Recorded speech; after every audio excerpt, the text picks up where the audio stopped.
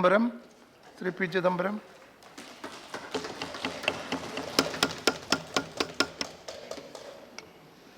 Mr. Deputy Chairman,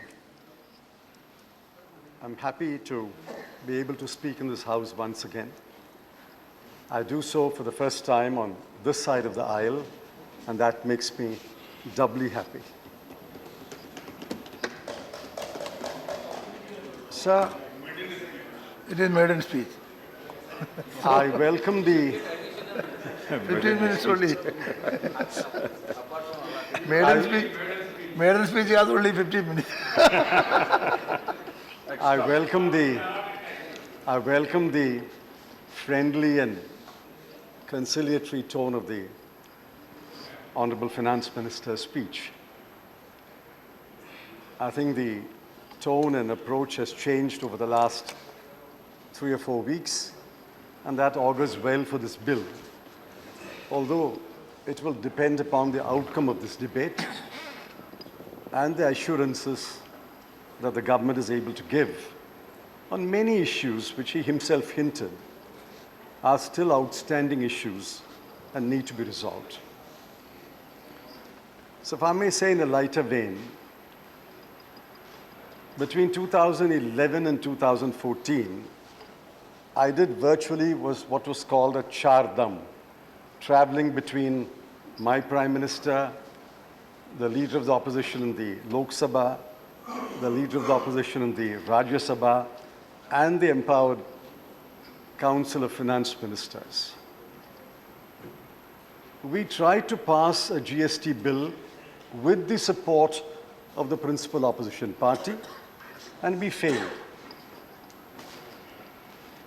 In the last about 18 months, the government tried to pass it without the support of the principal opposition party, and I'm glad you also failed. Yeah. Today, if we pass this bill, as I hope we will, and after we listen to your speech, it will be on the basis of serious discussions, serious negotiations, and serious debate. This is far too important a legislation to be passed on a partisan basis. In fact, I commented once, I hope the finance minister will pass the bill not on the strength of numbers, but on the strength of his arguments. So I'm glad that the finance minister acknowledged that it was the UPA government which first officially announced government's intention to bring about a GST.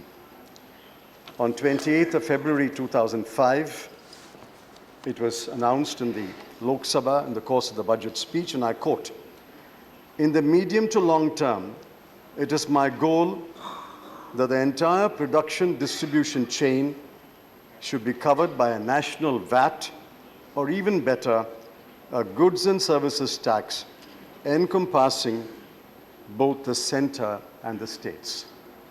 Unquote. It has, of course, taken us 11 years to arrive at this point, but I think the journey has been a learning experience for everyone. So let me make it very clear that the Congress party was never opposed to the idea of a GST. In fact, I believe about an hour ago, the finance minister said so much in an interview to a television channel, and I thank him for making that acknowledgement.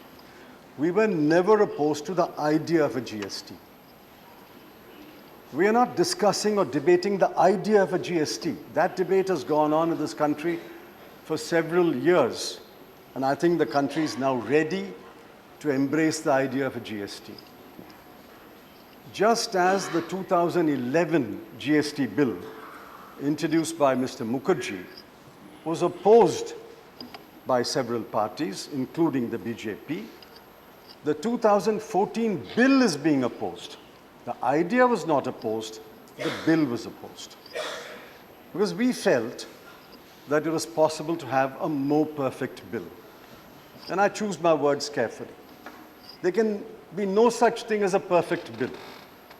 And in a legislation as transformative and as revolutionary as the goods and services tax, I don't think anyone from the government side will claim that this is a perfect bill. It can never be a perfect bill.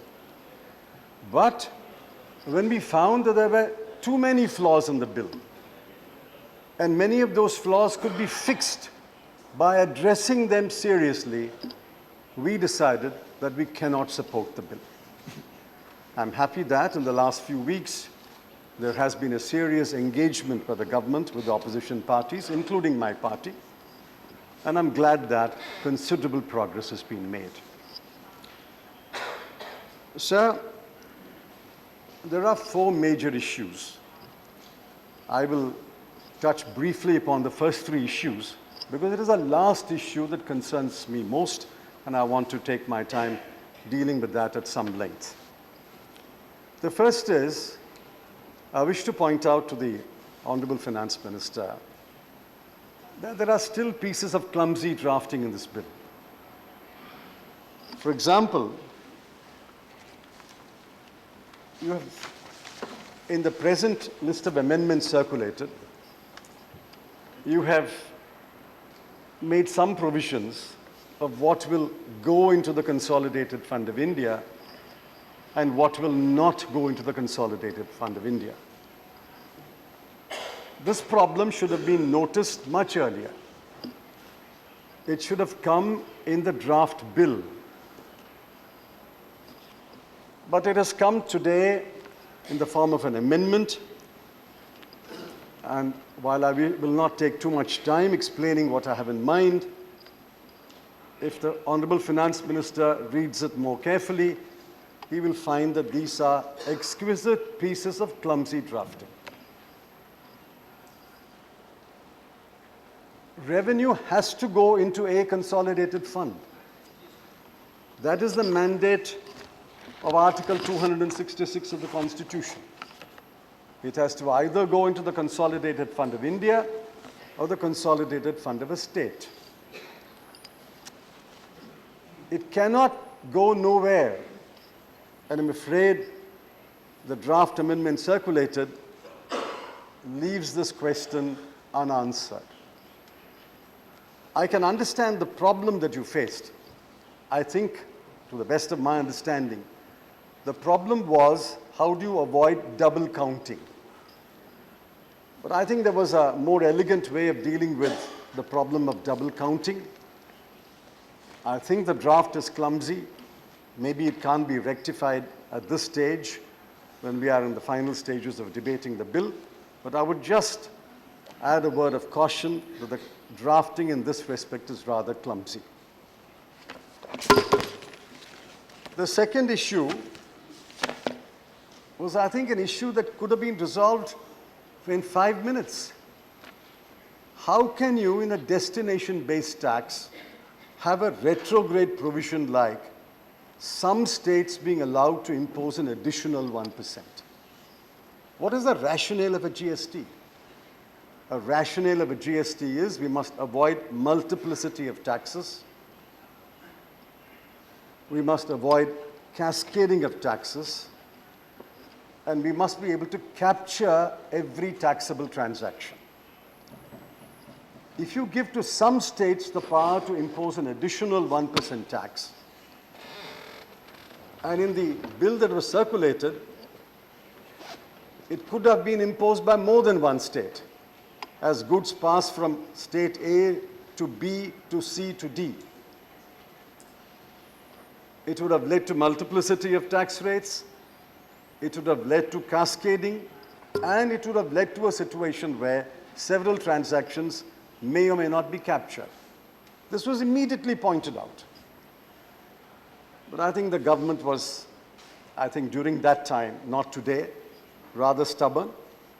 The chief economic advisor of the government pointed out that this was a retrograde provision and this should be scrapped.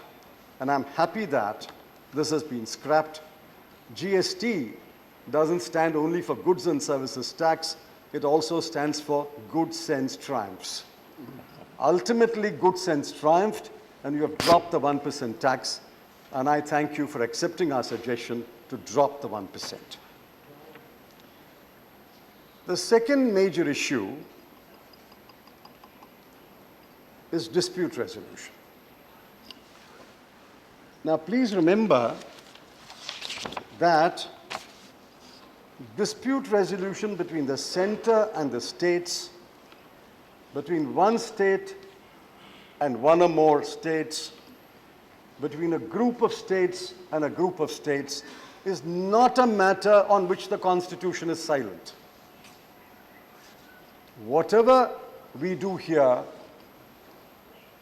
must acknowledge the fact that the Constitution is not silent on dispute resolution between states. Article 131 speaks loud and clear. It provides for a machinery for dispute resolution. Nothing that we do here can derogate from Article 131 unless you amend Article 131. And that is not what we are doing today. Which is why the bill introduced by Mr. Mukherjee in 2011 laid out a clear provision for dispute resolution called the Dispute Resolution Authority, and recognized that dispute resolution is an exercise of judicial power. Just as the government is zealous of guarding its executive power, just as we in Parliament are zealous of guarding our legislative power, the judges of this country are zealous about guarding their judicial power.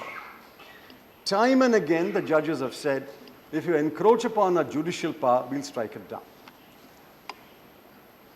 I still maintain that the provision introduced in Mr. Mukherjee's bill was the best provision, or clearly a much better provision than the provision introduced in the present bill. The draft circulated was abominably deficient. It did not even require the GST Council to establish a mechanism.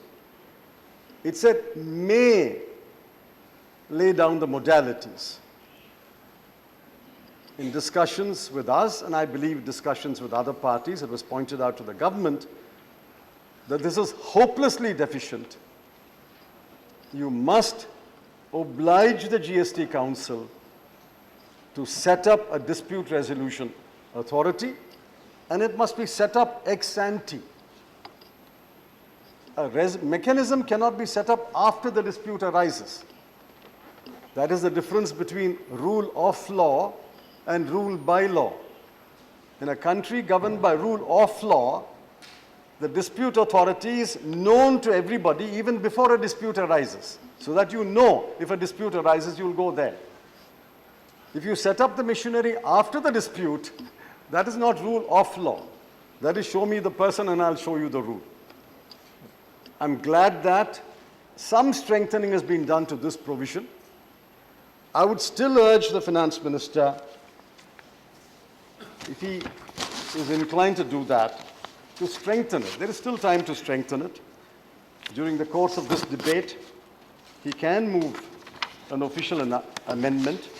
I would still urge him to say that the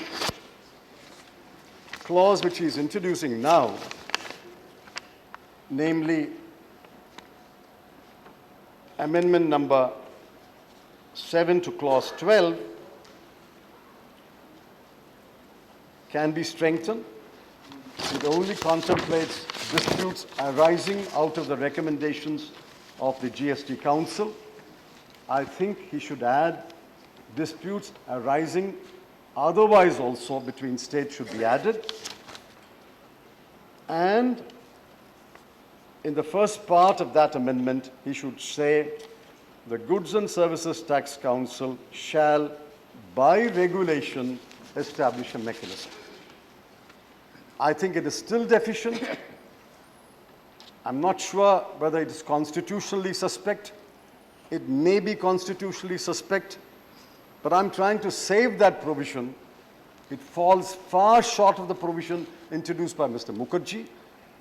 But given that that is the best that the government can do at the moment, I would still urge him to amend that provision to say that the GST Council shall, by regulation, establish a dispute resolution mechanism and also include disputes arising otherwise than out of the recommendations of the GST Council. So I now come to the most important part of this bill, the heart of the bill, the core of the bill. This is about the rate of tax. I will, sir, presently read portions from the Chief Economic Advisor's report. The heart of this bill is, what will the tax be? It is not a matter between Union Finance Minister and State Finance Ministers. There is a third line to the triangle. That is the people of this country. Every Union Finance Minister wants to maximize revenues. Every State Finance Minister is under pressure to maximize revenues. There's nothing wrong with that. But please remember, we are dealing with an indirect tax. An indirect tax, by definition, is a regressive tax. Any indirect tax falls equally on the rich and the poor. If you buy a soft drink bottle, whether a rich man buys it or a poor man buys it, he pays the same excise duty on that soft drink bottle. That is why, world over, indirect taxes, being regressive in nature, the trend is to keep them as low as possible. I'm sure many members have read the Chief Economic Advisor's report. If not, I would urge you to please read it. The cover tells the story. In high-income countries, the average GST rate is 16.8. In emerging market economies like India, the average is 14.1. So world over, there are over 190 countries which have one form or other of GST. It is between 14.1 and 16.8. The idea is, being an indirect tax, it should be kept as low as possible. The taxes that fall more on the rich and less on the poor are income tax and corporate tax. Those are the taxes consistent with other goals which a country may have. Those are the taxes which must be your principal source of revenue. In fact, for many, many years in this country, we had a complete tax distortion. The collection from indirect taxes was larger than the collection from direct taxes. I think we crossed the line sometime in the year 2006 or 2007, maybe 2008 we crossed the line, when the collection from direct taxes overtook the collection from indirect taxes, and that remains so even today. And that is how it should be. In fact, the collection from direct taxes should far outweigh the collection from indirect taxes. So what do? We need to keep the taxes low. At the same time, we must protect the existing revenues of the union government and the state government. So how do we go about it? We go about it by discovering what is called a revenue neutral rate, an R&R. That is not the actual rate of tax. That is simply a step in deciding the slab rates. It is not so technical. In fact, it can be explained in fairly simple terms. You derive an R&R, and then from that R&R, you work out the slab rates. Suppose you derive the R&R as X. The slab rates will be X minus will be the first slab, X will be the second slab, and X plus will be the third slab. X minus will fall on goods of mass consumption, what we call wage goods, goods that are consumed by the poor people. X will be the standard rate or nodal rate. X plus will fall on what is called demerit goods or sin goods, the so-called sin goods like alcohol, tobacco, imported luxury cars, etc., etc. It's a perfectly valid structure. Question is, what is X? Today, please remember, over 80% of excise duties are at between 12 and 14%. Over 56% of VAT is in the range of about 13, 14%. So on an average, 70% of the goods have a tax incidence of about 13, 14%. But there is huge tax losses because of an inefficient collection machinery, and a large number of goods escape taxes. They are neither captured by the union nor captured by the state, etc., etc. GST is supposed to be a more efficient tax. If the union captures it, it cannot escape state tax. If the state captures it, it cannot escape union tax. Therefore, it is more efficient. And because it is non-cascading, more people will comply with it. Because it is a self-audit method, a chain of transactions, it's very difficult to escape the tax. All these are argued everywhere, and I don't wish to repeat those arguments. Now, the chief economic advisor of the government, working with experts, including state government's representatives, arrived at an R&R of 15 to 15.5, and then suggested that the standard rate should be 18. The Congress party did not pluck 18 from the air. 18 came out of your report. The standard rate must be 18. You can have then a lower rate, 18 minus, and you can have a demerit rate, 18 plus. But the standard rate, the rate that will apply to most goods and most services, must be 18. And the chief economic advisor has argued very cogently that that alone will make it non-inflationary, acceptable to the public, and an efficient way of taxing without tax evasion. Now, when we say cap the tax rate, what are we saying? We are saying this rate should not be changed by the whim of the executive.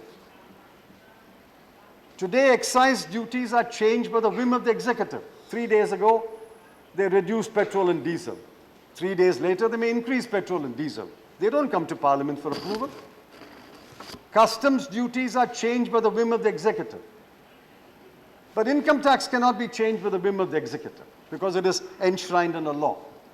Therefore, we argue, please now, on the basis of your own reports, cap the rate. When we use the word cap the rate, what do we mean? It cannot be changed by the whim of the executive. A rate must only be changed with the approval of Parliament. Now, I ask all of you, do you agree with me or do you disagree with me on the question that a rate of this importance must be changed only with approval of Parliament? It cannot, ought not to be changed at the whim of the executive. Now, I want you to speak up loud and clear and tell the people of India that we don't want Parliament to change the rate, we want the executive to change the rate. The people of India expect low indirect taxes. There are a lot of people, a lot of corporates I've seen over the last few days speak up for passing the GST bill. It doesn't matter to them whether the rate is 18 or 20. They will pass it on to the consumer. And anyway, there are many voices in the government who speak up for the corporate supporters. But somebody must speak up for the people. And that is precisely what my party is doing, what I'm doing today. In the name of the people, I ask you to keep this rate at the rate recommended by your CEA, namely the standard rate should not exceed 18. I know you're not incorporating it in the Constitution Amendment Bill, but willy-nilly you have to incorporate it in the GST bill. No tax bill will survive judicial scrutiny unless the tax rate is mentioned. So today you may avoid mentioning a rate, but 3 months later, when you come back with the GST bill, the CGST bill and the IGST, now called Goods and Services Tax on Interstate Trade and Commerce, must mention a tax rate. And we will repeat this demand again there. In the meanwhile, we will campaign throughout the country, appealing to the people of India to support the idea that this tax, the standard rate of GST, should not exceed 18%. I do not greatest respect, I do not buy the argument that by fixing the standard rate at 18%, the states will lose revenue. Just read paragraphs, please read paragraphs 29, 30, 52, and 53 of this report. It categorically argues on sound data that a rate which is the standard rate, which is based on an implied R&R of 15 to 15.5, a standard rate of 18, will protect the revenues of the center and the states, will be efficient, will be non-inflationary, will avoid tax evasion, and will be acceptable to the people of India. However, if the government doesn't care about inflation, doesn't care about acceptability to the people of India, doesn't care about efficiency, go ahead and charge 24%, charge 26%. But that is defeating the purpose of GST. If you're going to charge 24 or 26 ultimately on goods and services, why bring a GST at all? Your excise and your customs will take care of it. Please remember, your goods and services today represents 57% of India's GDP. It suffers a tax rate of about 14% today. Or with Swachh Bharat cess and other cess, it may have gone up to 14.5. But if you suddenly jack it up to something like 24%, it is hugely inflationary.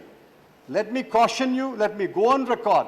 It is hugely inflationary, and there will be a huge backlash if you raise the service tax rate from the current 14.5 to about 23 or 24. Likewise, in VAT, most goods suffer a very low rate of VAT. There are a huge number of exemptions, only 56% of the standard rate. If you suddenly jack it up to 23 or 24%, it will be inflationary. And a high rate will lead to tax evasion. And high rate will mean an inefficient system. So I would urge the government to reflect again. Yes, we have today agreed, because I believe even the government has not made up its mind of what the R&R is.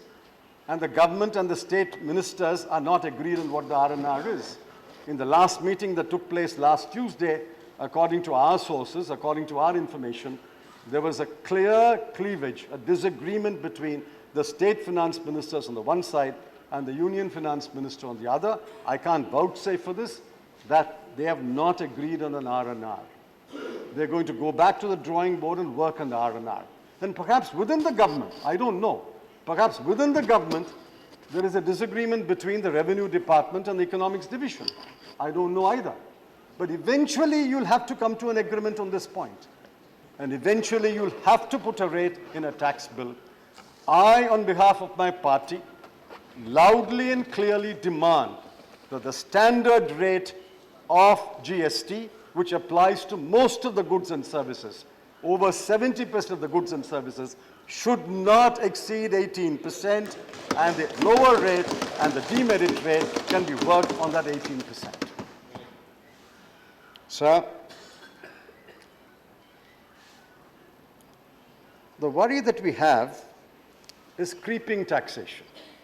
Every government has been guilty of creeping taxation, including mine. I'm not denying that. But that is precisely what Parliament is for. Taxation is the exclusive power of Parliament. It should remain the exclusive power of Parliament. We can give some flexibility to the executive, but eventually it is Parliament which must call the shots on what the rate is. That is why I appeal to you.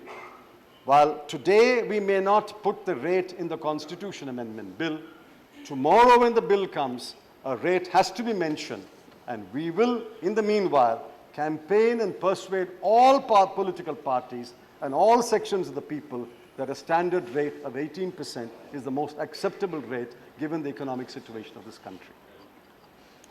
Sir, let me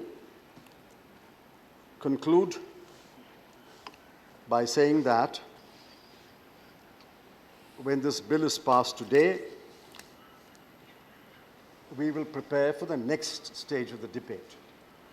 The next stage is the central GST bill, and a bill which was earlier called the IGST bill, but perhaps it will be called today Goods and Services Tax Bill. I want an assurance from the finance minister.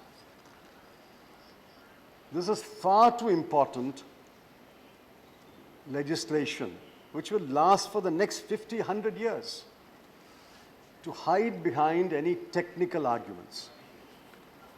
I want an assurance from the Leader of the House, the Honorable Finance Minister, my good friend and fellow lawyer, that when that bill is brought, it will be brought as a financial bill and not as a money bill. Therefore, both houses will debate and vote on it. Too many bills have slipped through the cracks as money bill. It is being challenged in the Supreme Court by one of our distinguished colleagues here. And let us see what the outcome is. But this is far too transformative, far too revolutionary a legislation that one house will vote and the other house will speak. I think both houses must debate it. Both houses must be allowed to vote. And this is something within the power of the government to say, yes, we will introduce the CGST bill and the IGST bill as a financial bill, and both houses will debate, both houses will vote. I ask the finance minister that assurance, and I say after the debate, my party will support this bill, but we require assurances from the finance minister. Thank you. Yes, thank you, Mr. Chidambaram.